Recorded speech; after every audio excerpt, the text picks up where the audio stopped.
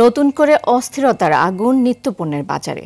রাজধানীতে সপ্তাহের ব্যবধানে বেড়েছে পেঁয়াজ, ডিম ও মুরগির দাম।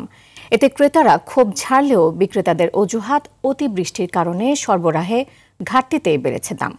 রাকিব হাসানের রিপোর্টে দেখুন এর বিস্তারিত। রাজধানীর বাজারে আবারও ঊর্ধ্বমুখী পেঁয়াজের দাম। অজুহাত অতিবৃষ্টি, আমদানি বন্ধ ও সরবরাহ কম। কারণ যাই হোক, চড়া দামে ভোগান্তিতে ক্রেতারা।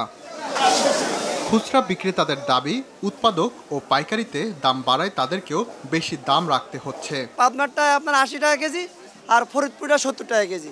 গেল সপ্তাহে ছিল পাবনারটা 70, এই সপ্তাহে পাবনারটা 80। হঠাৎই বেড়েছে ডিমের দাম। সপ্তাহের ব্যবধানে ডিম বিক্রি হচ্ছে 140 টাকা ডজনে।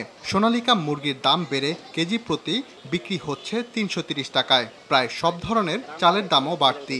গত সপ্তাহের তুলনায় এই সপ্তাহে চলতেছে 135 টাকা লাল ডিমের ডজন, আর সাদা মুরগি ডিম আছে 125 টাকা ডজন। আজকে সোনালি বিক্রি করতেছি 330 টাকা, ব্রয়লার মুরগি বিক্রি করতেছি 165 টাকা, 170 টাকা, দেশি মুরগি 580 টাকা। স্বস্তি নেই মাছের বাজারেও। ইলিশ সহ সব মাছই বিক্রি হচ্ছে চড়া দামে। এখন ইলিশ মাছ কেনা মানে এখন স্বপ্নের ব্যাপার হয়ে গেছে। আপনি 5,000 টাকা আনবেন, এই এক মাসের বাজার করার জন্য সে এক সপ্তাহে শেষ হয়ে যাবে। এখন 1600 টাকা, 1800 টাকা, 2000 টাকার নিচে পাওয়া যাচ্ছে না। ছোট মাছ, তাও মাছের দাম প্রচুর বেশি। সবজির দামও আগের তুলনায় বেড়েছে। করল্লা, কাকরোল, বরবটি সহ বেশিরভাগ সবজির কেজি এখন 80 টাকার আশপাশে।